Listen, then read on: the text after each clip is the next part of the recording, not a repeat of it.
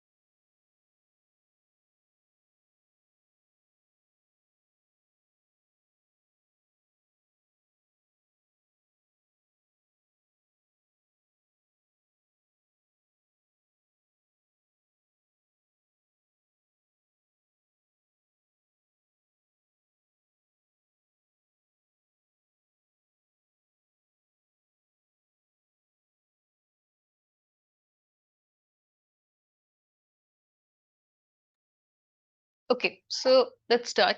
So I think we have had a very long, lengthy discussion about sustainability and a product service system, and how that can make not just individuals but entire communities, entire societies more sustainable. So in general, our approach so far has been to move away from, like, focusing just on the individual, just on the consumer, and just on one um, product or one item, to multiple users, multiple products, and multiple combinations of products and services, not just a product, right? So we will continue in that direction, and when we continue in that direction, we automatically come across this concept of a distributed economy. So now, what is a distributed economy? So let me just share my screen.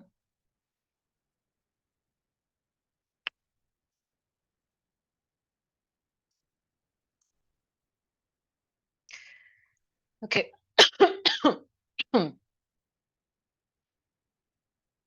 Right. So I think all of you can see my screen now. So we are going to talk about distributed economies today, and then we'll go forward to, later on, we'll come to how SPSS can be expanded to distributed economies. And although I don't know if we will be able to cover everything today, but there's a very good book which talks about this, mainly the subject itself. And I think this book has come out only in the last 2 3 years.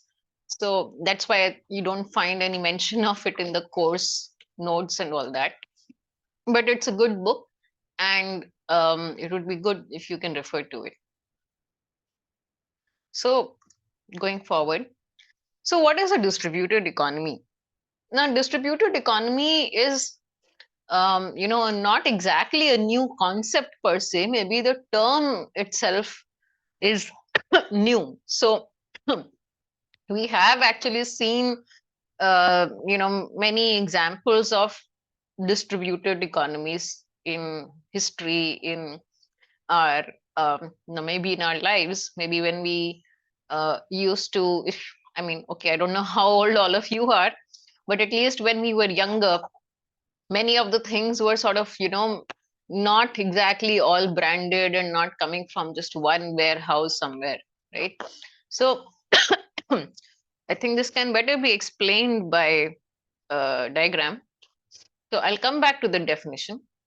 Let me just read the definition, then I'll explain it with a diagram, and then I will come back to this definition.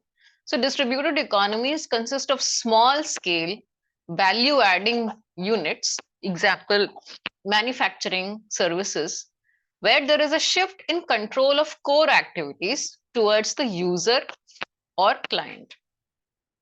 Okay, so let me share the, we can share this also. Actually, I would prefer to annotate it rather than just share it. So just give me one moment. I'm just sharing the screen.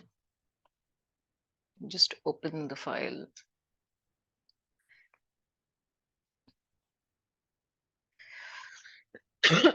So while the file is opening, the main difference between a distributed economy and the traditional economy, or the traditional setup, is that we are shifting the center, the focus, or you can say the control away from just one entity to multiple entities. Now, those multiple entities can be consumers, can be entrepreneurs, can be even organizations, but we are shifting the control away. That is the key point here.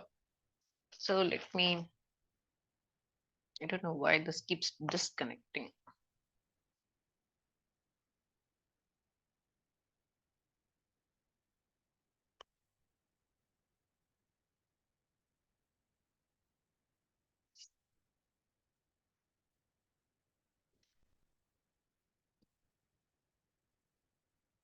Can you see the shared screen?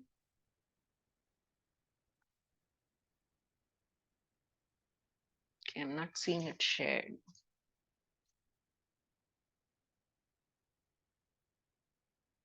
I don't know what's wrong.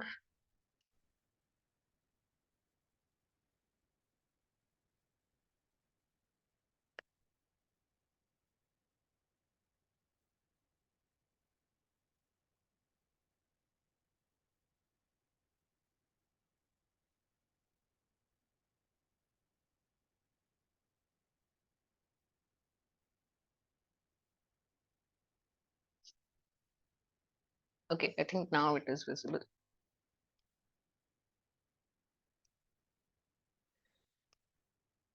Right. So earlier in the the traditional setup, you used to have one central sort of place which had all the what we call as the means of production, you can say, or they were the centrally.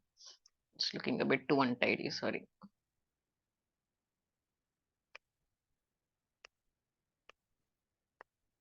So you had one central place where you had so the good was produced from here, and then it was sometimes it was connected to, say, suppose some distribution, and after consumption is happening someplace here, and after consumption the good is coming back to the same place. Many times it happens like that, right? End of life. And pre-production is also happening here only, so somewhere here. This is pre-production. Okay, so there used to be some center, which is like this central place from where the whole production and consumption cycle was being controlled, and this consumption place was very far, usually very far. Now this is, I mean, on the diagram it may seem like an oversimplification, but what we are really trying to talk about is, for example, like you're eating remember maybe the 80s and the 90s, and you're eating one Parle G biscuit, but you have no idea where that Parle G biscuit is coming from, right? Maybe coming from some manufacturing unit, some factory somewhere very far away, and you have you neither know where it is coming from, nor do you know what happens to the wrappers after you finish it. I don't think the wrappers went back to the production factory, but I'm just giving an example. For that matter, like nowadays there are so many items which we don't know where they're manufactured, but they're distributed centrally. Like if you're buying it from Amazon or Flipkart, maybe the production is somewhere else, but the distribution is happening centrally. So there is one big warehouse or stocking place from where things are being sent out. So let me uh,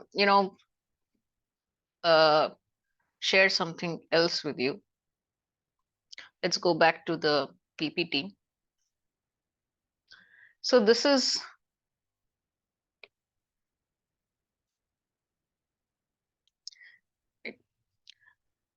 so this was a definition, right? So you have distributed economies which have small scale value adding units, which could be manufacturing, services, anything. And let's make this blue. Okay. And there is a shift in control. This is the important part of core activities towards the user or the client. Now, there can be distributed economies can be of two types. The first is now stop sharing. The hell is wrong?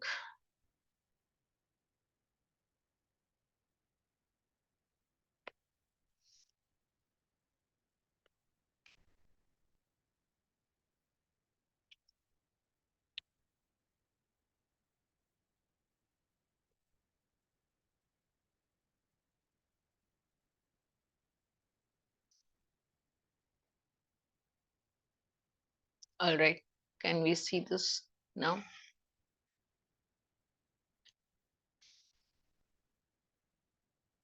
Okay.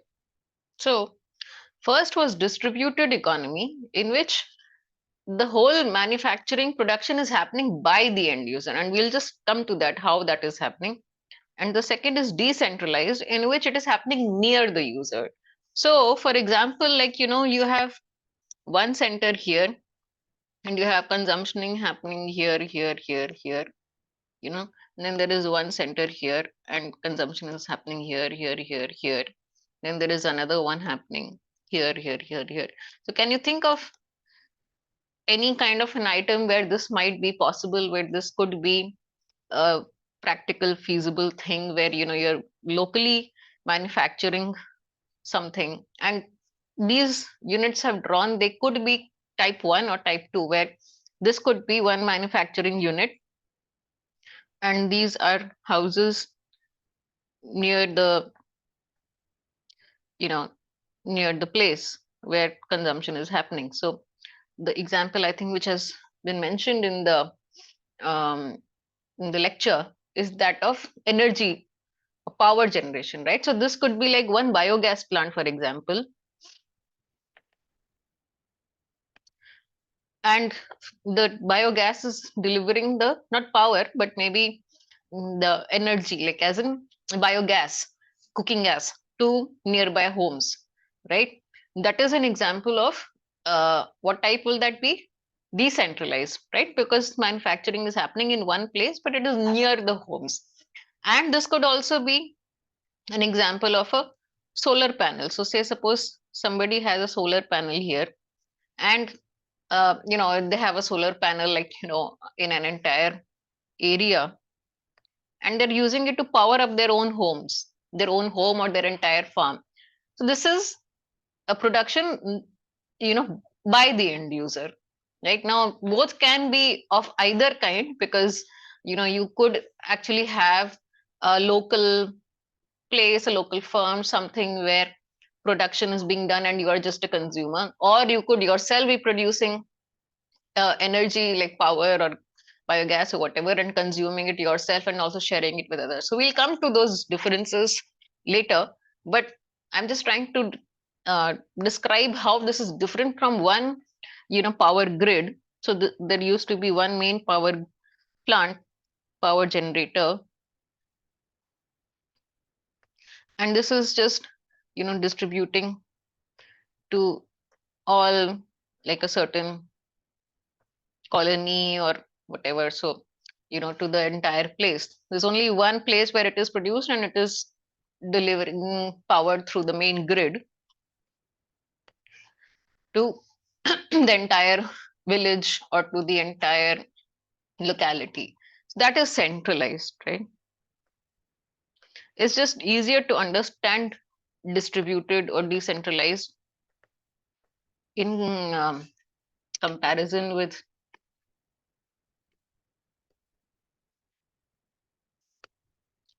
centralized, because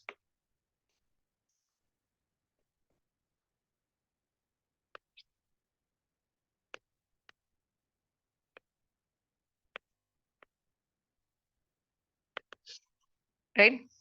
Okay, move forward. So now what is exactly a distributed economy? What does it really include? Distributed economy involves very small scale production units. The word very is in bracket, but the main thing is that it is like not small as in, it's not an industry per se. So it's small enough for it to be very small, considered very small. I don't know how to further qualify that or explain that, but I think you understand what we're trying to say here. Units of goods, physical and or knowledge based artifacts. This is important. It can be physical or it can be knowledge based. So services are knowledge based, right? A lot of the services can be some goods also, coupled with some goods also, but they can be knowledge based as well. So it's small scale production units located near or at the same place of the end users. And in many cases they become the producers, or they are what we call as prosumers. So now this is a new term we've sort of come across.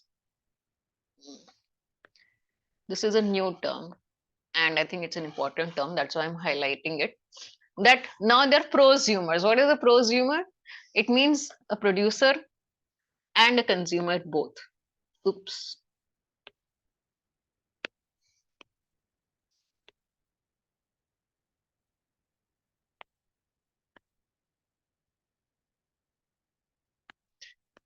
How can you be producer and consumer?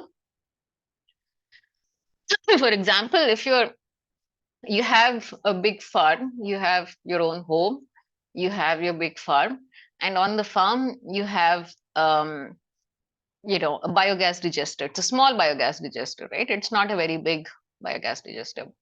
And with that biogas digester, you're generating enough biogas to be used as cooking gas for your own consumption in your own house, in your farm, wherever, you know, maybe the laborers need to cook food for them. So the biogas is being used to supply energy to the entire area, to the farm, plus your home, laborers' homes, all of that. And you're also getting biofertilizer.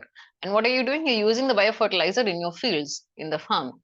So what do you have? You have a very small scale production unit. And along with that, you are consuming it yourself. So that is when you become a prosumer. That's kind of, I'm just giving one example. There can be many other examples, but that's how you're kind of becoming a producer and a consumer yourself, right?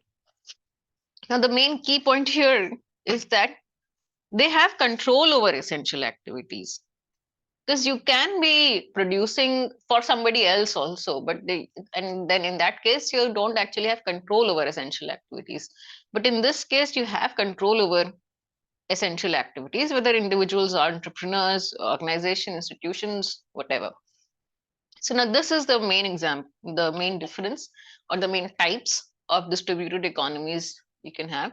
This can be standalone, that is type 1, or peer-to-peer connected, this is type 2, and share peer-to-peer connected to each other to share various forms of goods. This is, can be the third type. Now we'll come to the example of this in a minute. I'll share a separate PPT with you. But before that, I just wanted to explain all the ways in which um, you could be decentralized or distributed.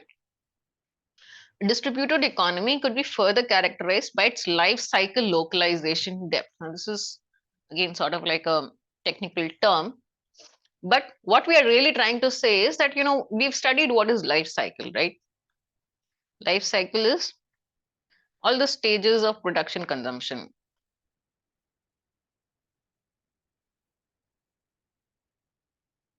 and end of life.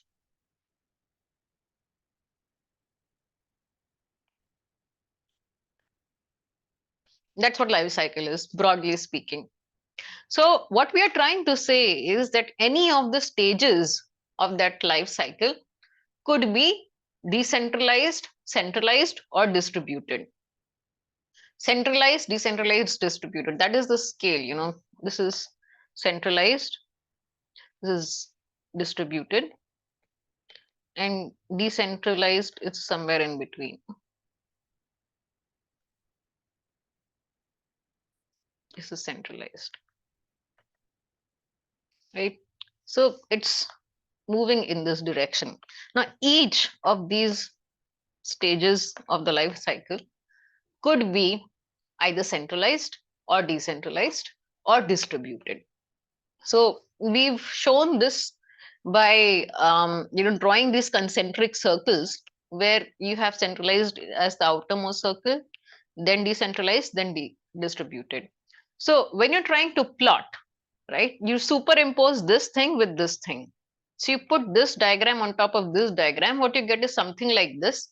And this this red thing, it is tracing out how decentralized or centralized each part of that life cycle is.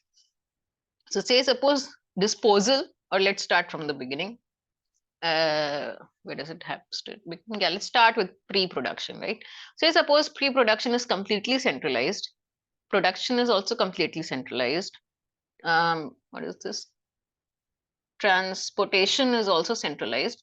Use is obviously distributed because, I mean, you are going to use it at your own place, right? And disposal is decentralized. Sorry, use is distributed, disposal is decentralized. So this is like how normally any this is kind of like what the normal production cycle looks like actually. So if it is um, if it is not the normal cycle, let's try something like this. Okay, so suppose if it is decentralized, your pre-production is mainly what I'm talking about being decentralized. So it will be here. Production is also, say, suppose decentralized. Transportation could be centralized. Use is decentralized, and disposal is, um, say, suppose disposal is distributed, right? Then in that case, you're going to have a curve something like this. Sorry, it's very untidy what I've drawn, but I hope it is making some sense to you. Okay, so I will share another PPT with you in which we'll have a lot of diagrams to explain this. But I wanted to put, because this reference is not mentioned anywhere else, so I wanted to mention this reference first. This book, it's available for free online. You can go and download it. Designing Sustainability for All, the name of the authors. This link is the new link. So there was one link for something else on lecture slides, but that link does not work actually. That site is, I think, not working anymore.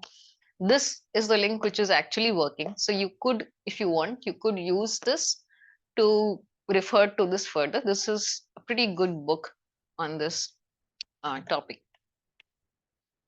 So all right, so I'll just come back to a different PPT now.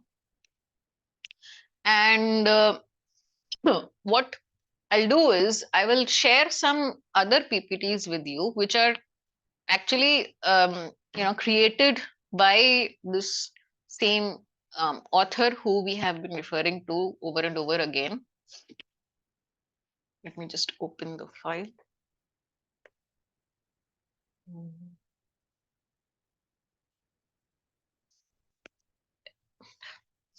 So they have shared a lot of these, learning resources, which are pretty good.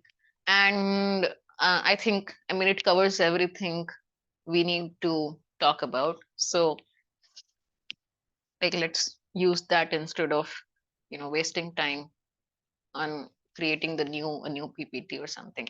So all these PPTs I will upload in the shared folder.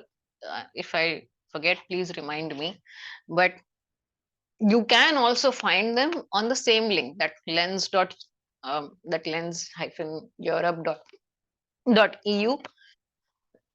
That link will have all of these PPTs as well. So you, I mean, and even if I forget to just upload the file, you can just go and check it out yourself. And there are actually a lot of learning resources, not just this PPT, but for now, I'm just sticking with this one. But I wanted to share that link with you so that you can, look at um,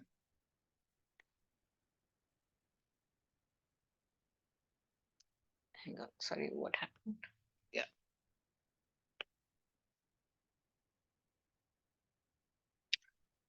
All right. So this is the PPT by Professor Carlo Bezzoli, and it's for this specific topic, sustainable distributed economies. And this is available for free, like I said. So please feel free to go ahead and download it. Now, coming back to why we think distributed economies are such a great thing for um, sustainability.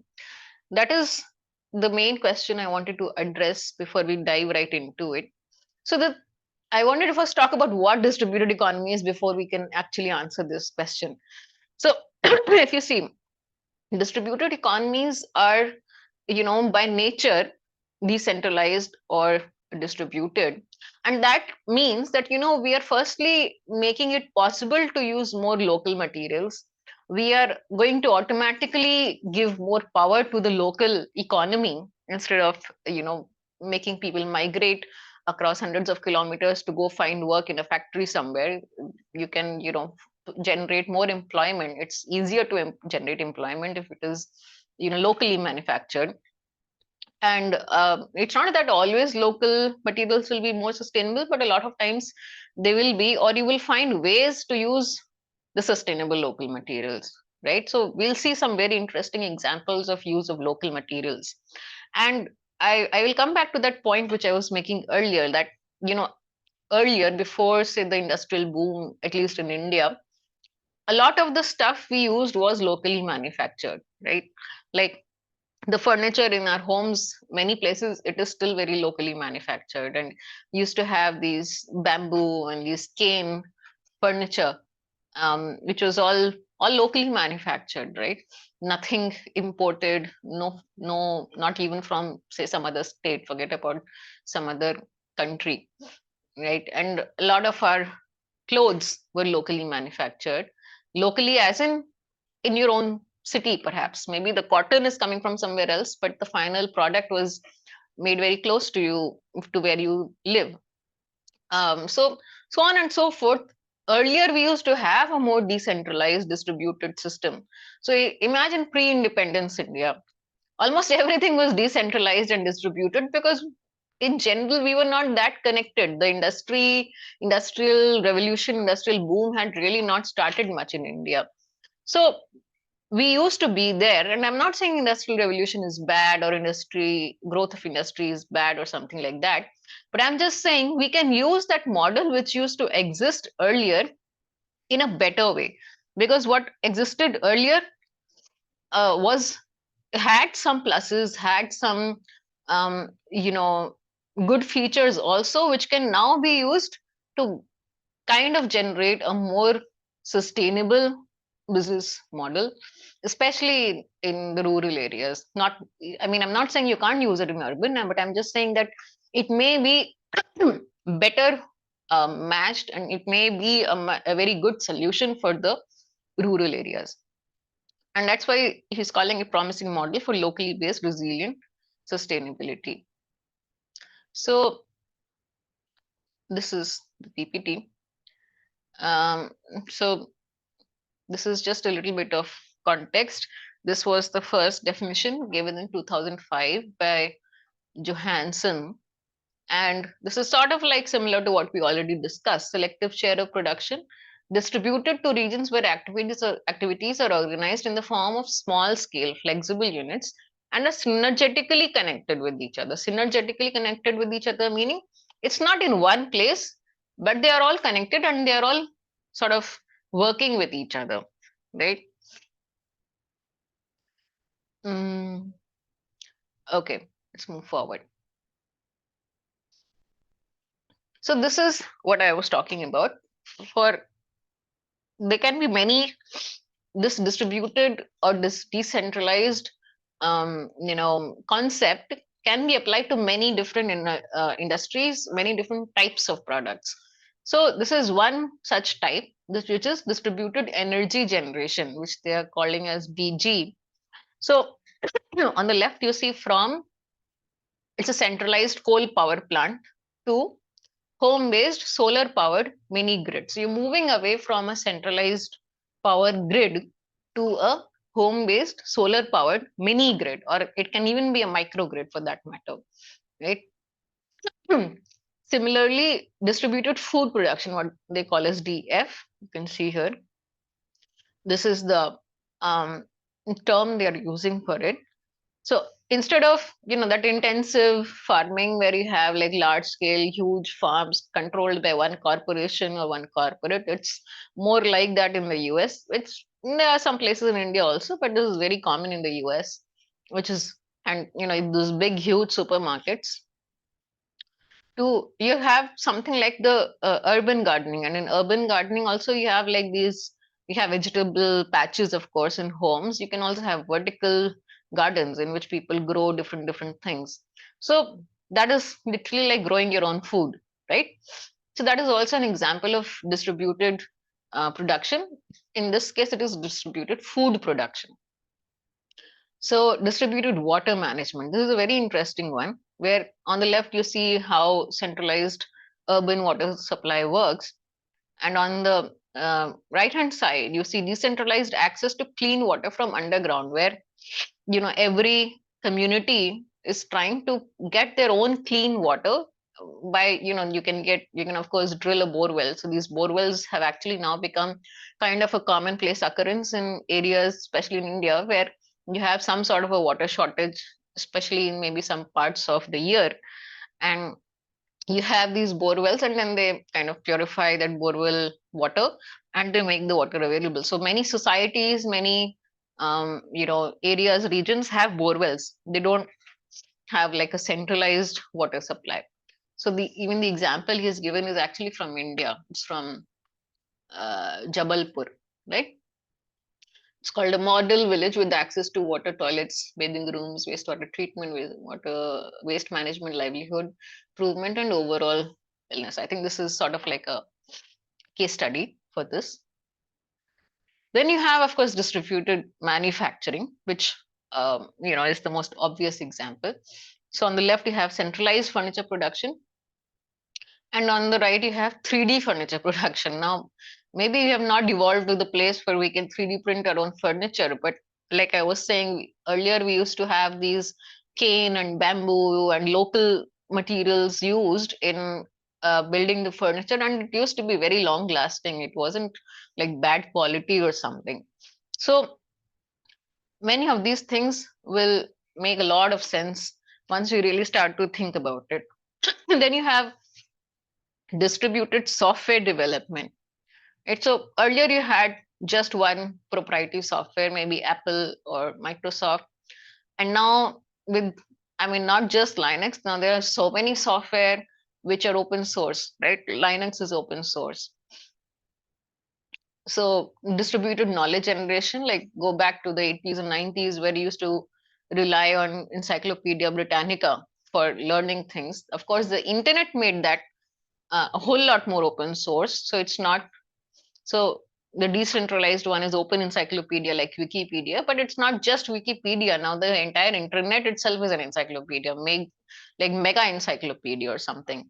So that is distributed knowledge. And finally, you have distributed design, where you have one design department for some multinational company like an automobile company to open source car design platform. That's a newer concept, but it's there.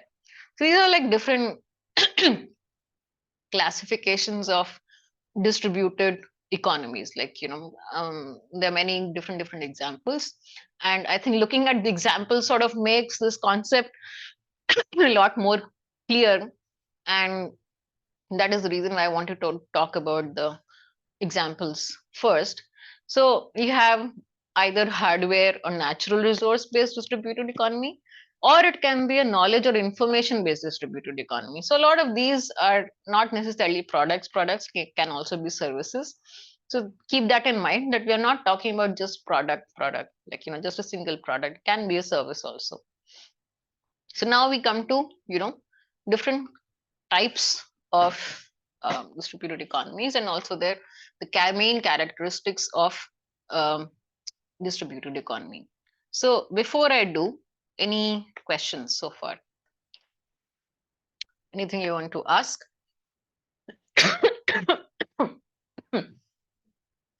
Okay, so here I'll take just coughing a lot, so I'll just take a 5-minute break, and we will pick it up exactly where I left it. We will discuss characteristics of a distributed economy, and we'll talk about different types of distributed economies.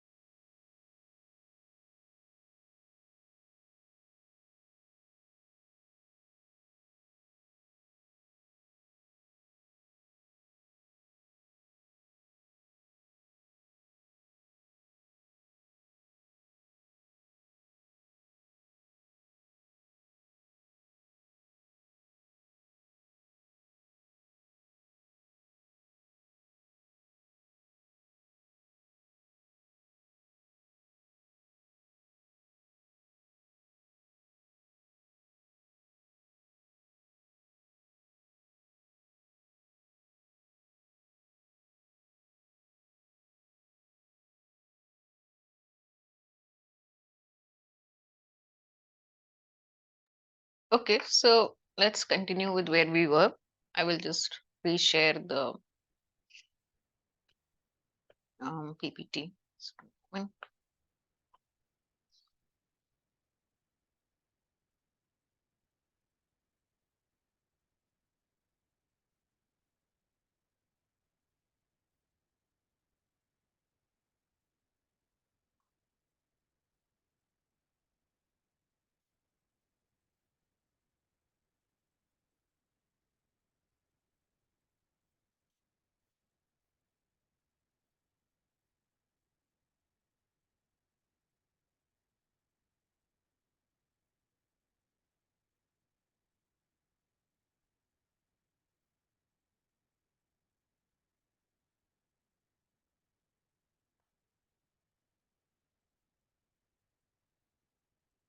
okay, so this is where we were, and we you talked about what is a distributed economy and how it compares with the traditional centralized economy. So the first item is size. So there's a big difference in the size. So you see here you have a big production unit or a big central unit which exercises all the control, and it is distributing to all these smaller units, right? These are all the smaller units where it is to which it is transmitting, transporting the good. Now, I'm saying transmitting or transporting because it could be knowledge, it could be a good, it could be a service, but the production or the knowledge generation is happening in one central place, right? Now, this is the size. So you obviously when it is serving so many smaller units, it is very big in a centralized setup. In a decentralized setup, as you can see, it's sort of like all interconnected small units. So these are like all small interconnected units, right? So the first was size. From large production unit to small production unit. Then the second is the uh, network, right? Now, here you have a very great distribution network to a light sharing network, right? So it's from one place to, so this is like one place to many places where it is going out, right? Whereas here you have like, different units. One unit is connected to maybe two, maybe three, but it's not like overcrowding in terms of distribution, right? So this is a light sharing network. Next is the control structure. So in the centralized setup, you can see that the center of the system is controlling all the essential activities. Whereas in a distributed network, you have several nodes. So you can call these as nodes. And all the different nodes are the places where the control is sort of concentrated.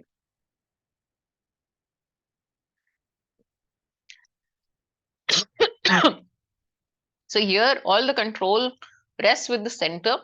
Here all the control is with the nodes.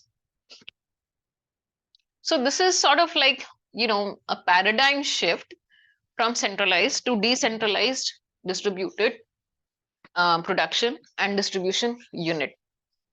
So DE is the short term we use for this, and you can see how the diagram is changing. So this is decentralized, what we talked about, where the production is happening near the place of consumption, and distributed is that the consumer itself or himself, herself, themselves, whatever, are also the producers. And from you can see the product distribution is from large and great to small and light to very small and very light, right? So in you can see that the centralized setup has a very hierarchical control. Like there is one central controlling structure, and then from there maybe there may be some other intermediaries, because of course for such a great um, you know network, there would have to be some intermediaries which manage the intermediate steps. Then decentralized has no intermediaries and it is a small and light network. It's not hierarchical. And distributed is, of course, you're producing and you're consuming. And um, if feasible, you may be sharing with your neighbor or you may be sharing with a few other units. So it is a distributed peer-to-peer system. So, if my neighbor has a solar power setup and he is able to produce excess power more than what he needs to consume, we can share that power and I can pay him whatever it costs or whatever he wishes to charge me, right? So this is the um, sort of like a repetition, but it just captures all the things we talked about so far.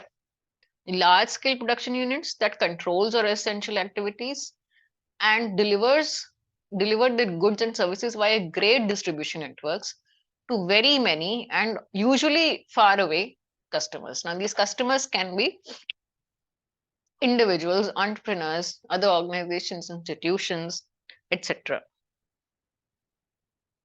Decentralized is small scale production units and they distribute their goods and services via light distribution network. So you can see just three, right? And directly to consumers or customers, whether individuals or entrepreneurs, blah, blah, blah.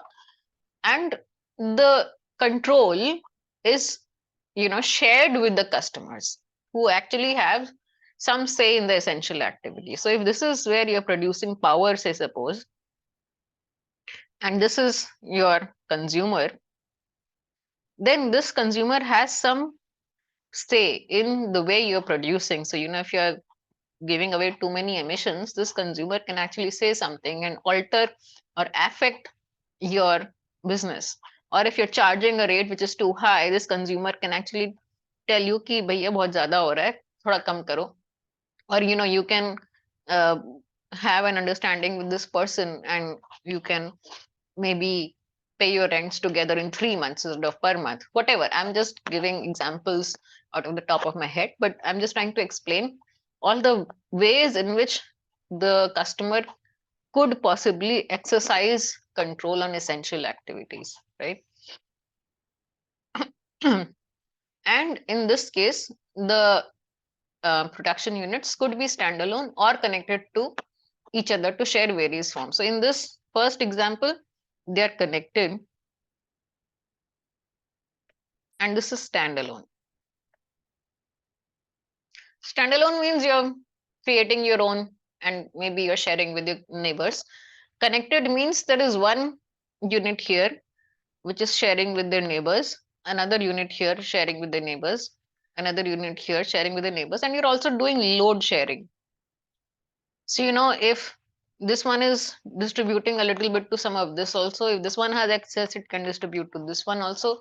So you are connected. So you are at least connected by some sort of a grid or microgrid, right? Standalone means you're just sharing with your neighbors, and that's pretty much it.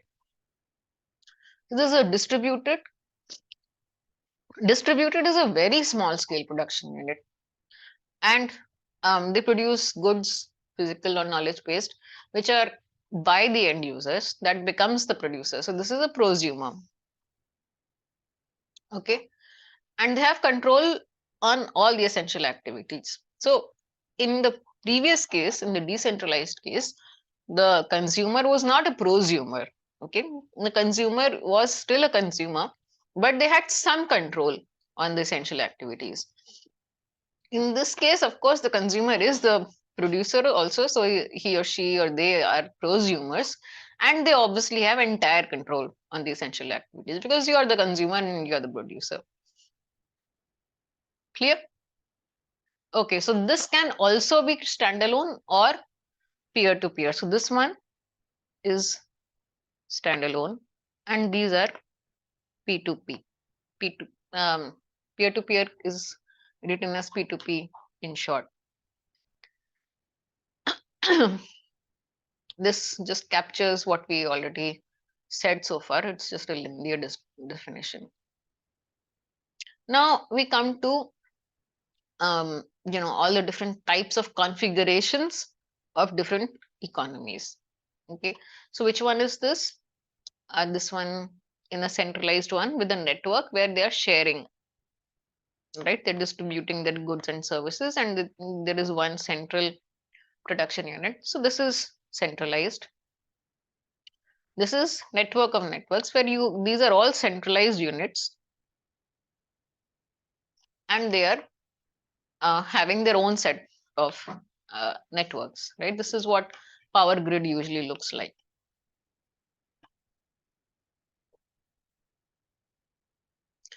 Decentralized, this is standalone. It can be standalone also. Centralized, we did not have anything called standalone. So this is example of decentralized standalone is hydro-powered energy charging station where people go to charge their phone, etc. Is one. Then organic producer selling food directly to local consumer. This is another example. Then these are all the other examples, right? Studio providing an on-site service for local customers to design custom furniture. So all these are some really good examples of standalone decentralized unit. Then there is a network. It is decentralized and it is serving several people. For example, a wind farm which is attached to a local mini grid, or a local baker delivering organic bread to the neighbors every morning, right? This, or in our case, you can think of it as the doodhwala or the local dairy in your locality, right? They distribute milk and bread in the morning, so something like that. These are all the um, you know other examples. An architect studio providing services for local community by going to the houses. This is also very common, still very common in India. So this is sort of like a decentralized network system.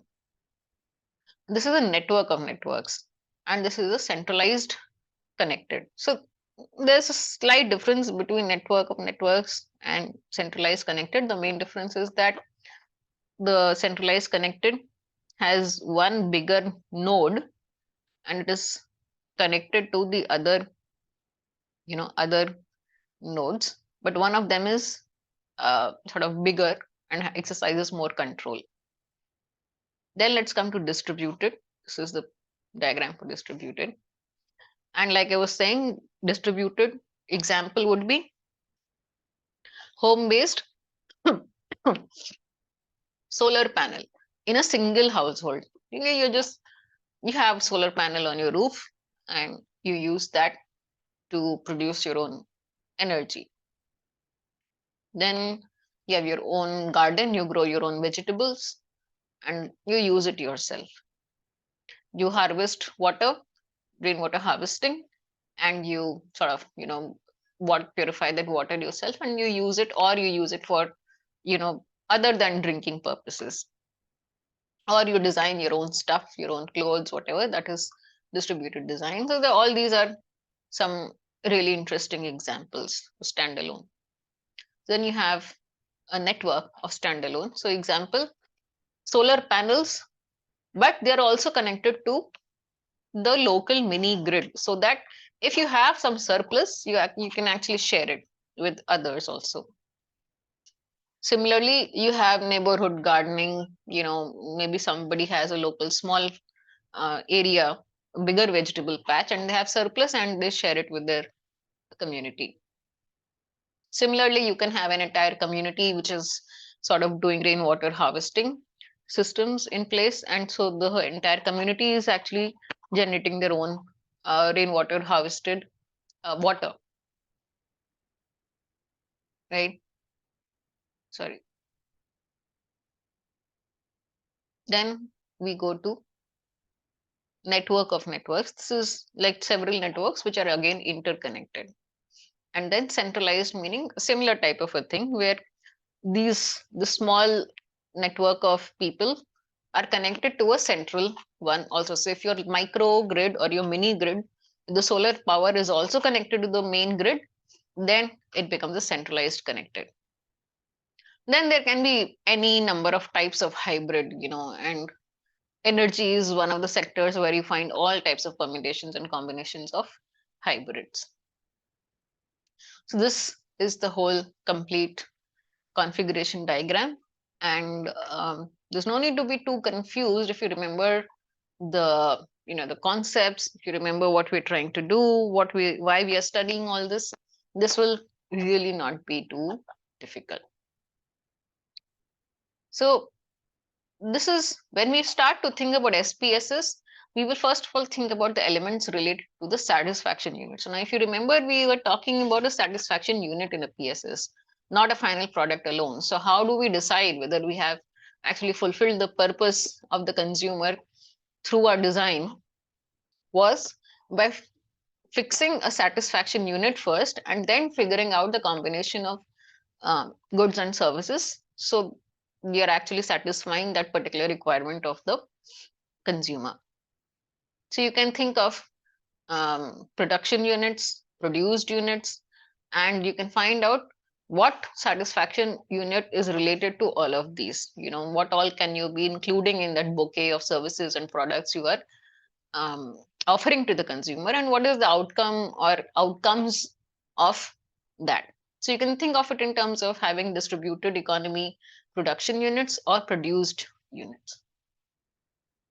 Then second part is you can apply this to all the life cycle phases, right? So now, although we have been talking about production unit and production units or nodes and all of that, let's come back to what I was talking about in the beginning, where we apply this whole principle to all the life cycle phases, right? So this was a diagram I had shown you the beginning, right? Where you map all the different life cycles along concentric circles and you get a diagram. So, I mean, diagram is just for visual reference and for your understanding purpose. The bigger idea here is that you think about what parts of that entire life cycle can be made or should be made centralized, decentralized, or distributed. Right now, this requires a lot of thought, a lot of understanding of the consumers themselves and what should be a satisfaction unit. So, eventually it all goes back to the satisfaction unit. Because if you have not defined the satisfaction unit correctly, all this may look very nice and you may come up with several options, but it may not eventually fulfill the satisfaction or may not fulfill the requirement of the consumer. So this is what they're calling as DE life cycle profiling for all satisfaction system elements. So you see they have sort of further delineated this stuff. So what can be the production unit in all of these? Like these are the terms he has used throughout DG, DF, DW, DM. Now you can see he has used different terms for all of. Now I hope you will remember what this stands for. DG is power generation, DF is distributed food, DW is distributed water management, um, DM is distributed manufacturing, DS is distributed software, DK is distributed knowledge, DD is distributed design. So I've just given a quick recap from memory of these terms. Now, if you remember this, then you can make sense of what these production units, why it should be these production units, right?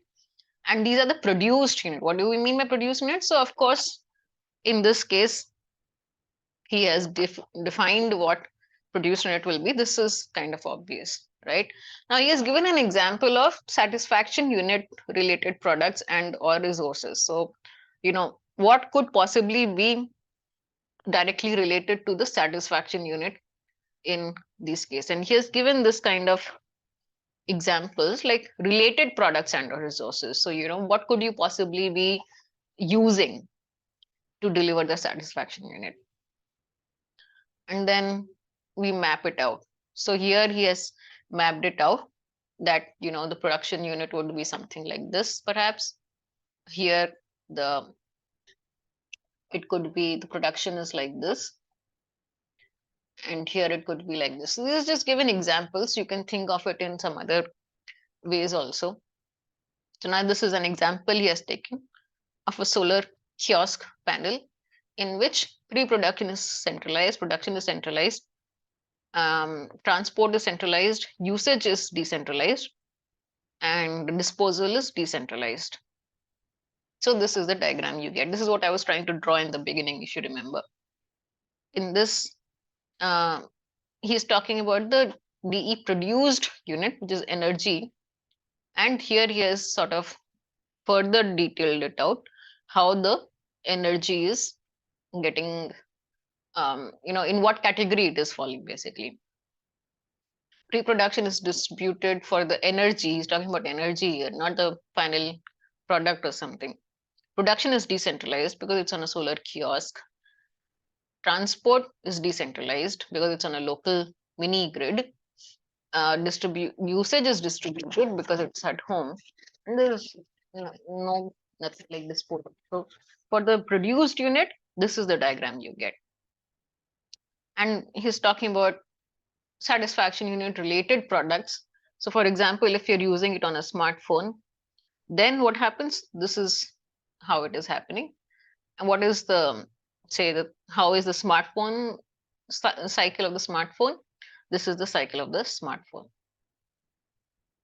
This is very interesting diagrammatic representation. So you can see, I mean, I'm not going in all of these in a lot of detail because I think it's sort of self-evident and also a bit repetitive.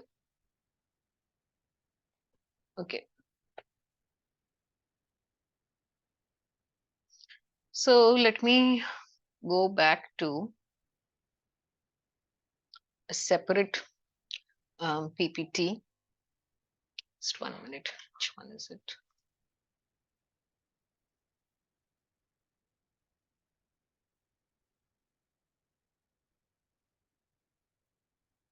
There was another one which had some nice examples.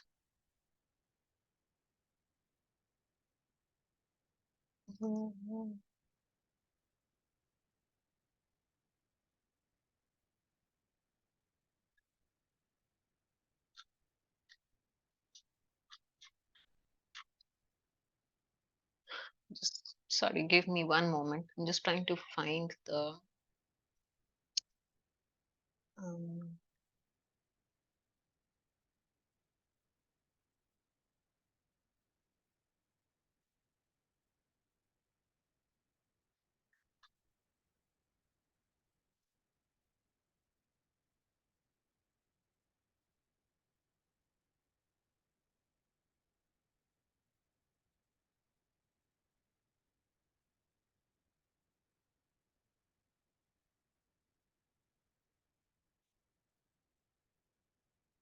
okay, I can't find that file where they had these examples of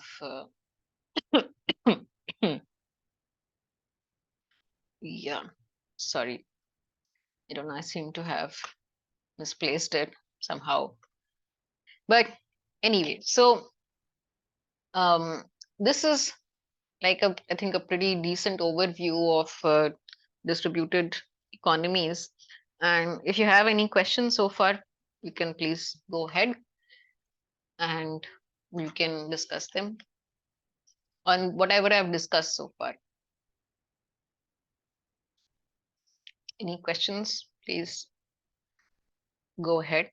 Or you can also just type it into the chat box. I will read it out.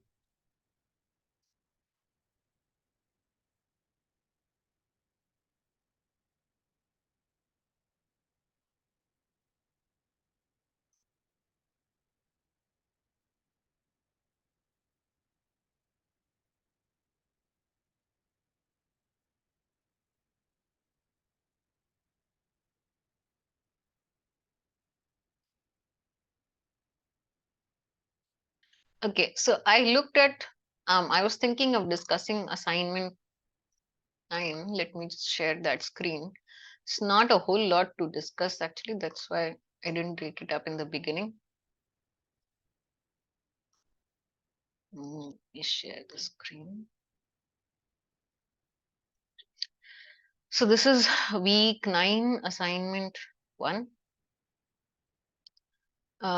So you can see that it is straight from the slides actually. So there's not like too much of explanation required here. Portfolio diagram. So if you remember, this is the answer: sustainability potential versus feasibility. This is what the portfolio diagram actually helps. If you remember, the portfolio is where you're mapping out all the different possibilities. Next is the stakeholder motivation matrix maps the answer is the contribution made to the partnership in general and to other single actors, contribution received. So if you remember, in the stakeholder, we are mapping, we have all the stakeholders here on the column A, B, C, D, E, F, whatever, and on the top row, it's the same people A, B, C, D, D, F. And with one, we were marking the the received contribution, and the other we were marking the made contribution. So A, we were mapping A to B, A to A, like that, right? So this is the correct answer because it's a two-way matrix, if you remember. Sorry. The common thread between sufficiency economy philosophy and PSS thinking are, again, this is straight from the slide, so there's not too much of explanation required here, which is that environmental preservation, system-oriented development and thinking prioritizes stakeholder interaction. So if you remember, in the sufficiency economy, we talked about that whole philosophy and why it matters and why it's helpful and all of that. And this is kind of where it converges with PSS thinking. Sufficiency economy is a blank which is applicable to every level from household to nationwide. An approach to life and conduct. So sufficiency economy is actually sort of like a broader philosophy, which is not just for production and manufacturing or design, but it's a broader approach, where he talks about how you are connected with everything, and that's the sort of like the entire philosophy of it. And because it talks about because it's broader philosophy, it also has sort of components, parts to it, which could be which sort of match with what we are trying to do with PSS thinking. Then we have what are the commonalities between the context of SEE and the sufficiency economy philosophy. They're both originating from developing country context, and social equity and cohesion are the key drivers. Right. So the first option does not apply because we don't really see that in SEE. Okay. So this is your assignment from week 9. Thought I'll just go over it. But this not that too much to discuss here.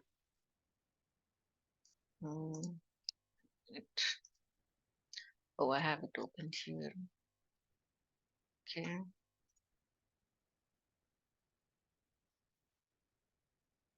Yeah, sorry, this is the PPT. I got confused. 1 minute, let me share this PPT.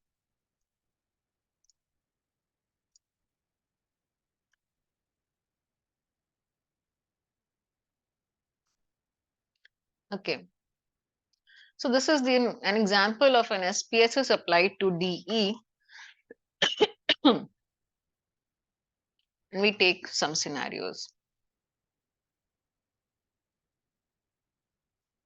These are some examples. Yeah, these are the examples I was looking for actually. So this is that Empower, that project from Tanzania. This is an SPSS, and this is as applied to DG. DG was power generation, right? So DG is a kind of a DE, and this company Empower offers to Tanzania rural people a solar home system. So a solar home system is a combination of the hardware and all the the products connected with it, which is the light, a phone charger, and the consumers are paying something per period. So it's like a subscription or a monthly payment type of a thing. And it is off grid, so you don't need to be connected to the main power grid to actually make use of it. So this kind of reduces the burden of the investment which anybody faces once they think about switching to solar. The biggest sort of deterrent for solar is that in the beginning you need to invest a lot of money to buy solar, and most people don't have that kind of money, especially in the rural areas. So in this case, they have given the solution to the rural areas in Tanzania. And they're given practically a self-sufficient system, right? A solar home system. They call it an SHS. They're really fond of short forms. So they give them the solar panel, the storage, the battery or something, all the wires, whatever is needed. So they can set up their own solar power generating system. And they also give energy using products, which are they give them two lights and one phone charger. So, you are generating power and you also have some sort of light equipment to use it. And you're only paying a monthly fee, right? So it reduces that initial investment cost, and it is making the whole thing much more accessible. And it, of course, it's also reducing the life cycle cost, because I think they include maintenance or something also in this whole thing. Now this is environmentally sustainable because of course you're using renewable energy, not the grid. So it's not connected to the grid. That's the important thing. It's an off grid electricity power generator. We're using renewable energy. It is socio-ethically sustainable because it is economically accessible to people from the rural areas, from economically weaker areas, and it is sustainable over time to low income people. It is economically sustainable because it opens new business opportunities for Empower. So the company is eventually generating some revenue. It is not a free offering, right? They've just changed the business model so that the initial cost of investment and all don't go to the user, but the user is eventually paying them per month. So it's a new business opportunity because they have a very big market to capture. There are like so many places where you can float something like this.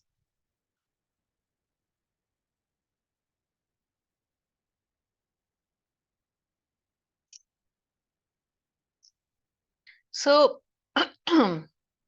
this is sort of the diagrammatic, idea of how they did it, what the um, how they coupled it, or how you can couple it. It's sort of like a diagrammatic. Um, oops, sorry.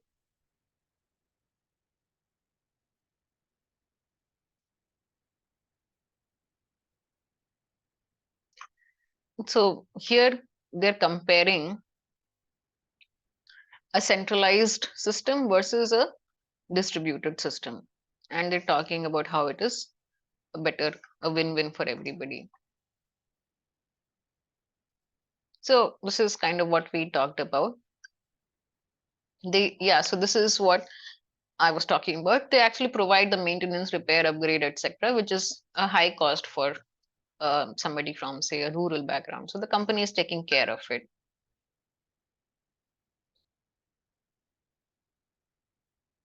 So all these are like the pluses of this system. You can see this is kind of, it's a very interesting case study. I will share this PPT with all of you. You can go over it. You can just read. I'm not going over all of it because I think I kind of covered the whole thing, but you can feel free to look at it. So this is like the scale, okay, where they have made the whole thing, from B2B or B2C to distributed structure to, um,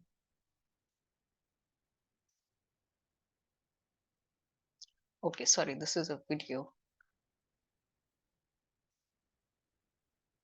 Mm. So I think this is it. This is just the diagram.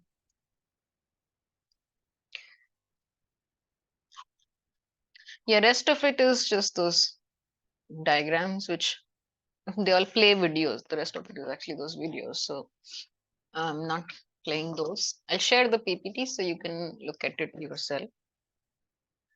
So any other questions, please let me know. I'm just pausing this I'm here I'm just pausing my mic for a few minutes to allow you time to ask questions.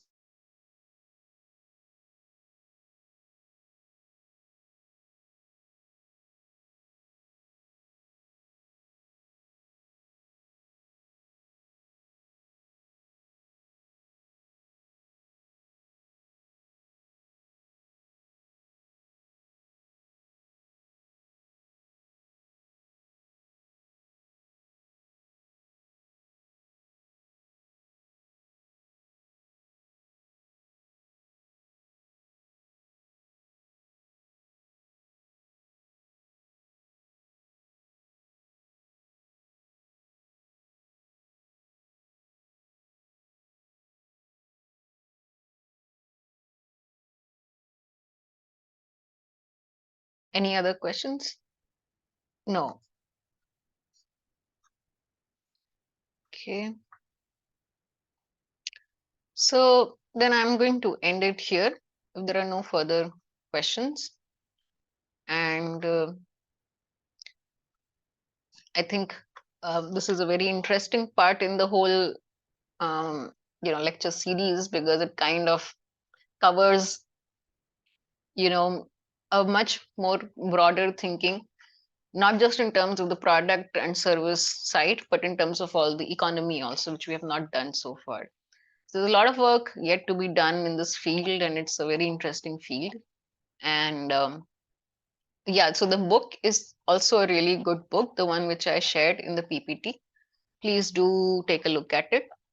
And yeah, I guess that's it. So thank you everyone for joining. I'll end the video here.